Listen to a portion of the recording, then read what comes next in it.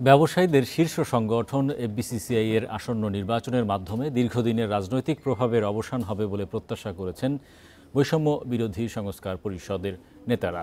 বৃহস্পতিবার ঢাকা রিপোর্টার্স ইউনিটিতে এক সংবাদ সম্মেলনে সংস্কার পরিষদের ঘোষিত সভাপতি জাকির হোসেন নয়ন এমন মন্তব্য করেন। তিনি বলেন, এবার সরাসরি ভোটের সুযোগ থাকায় এফবিসিসিআইতে রাজনৈতিক প্রভাব কমে যাবে।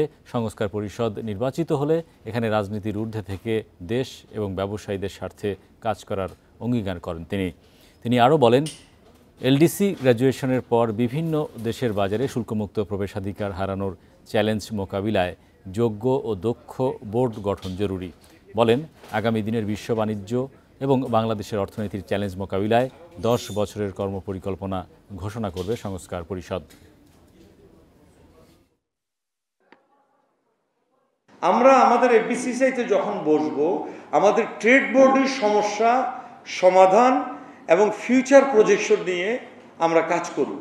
আমরা যদি নির্বাচিত হয়ে সেখানে যাই, আমরা রাজনীতির ঊর্ধ্বে থেকে আমরা এফবিসিসিআইকে পরিচালনা করব।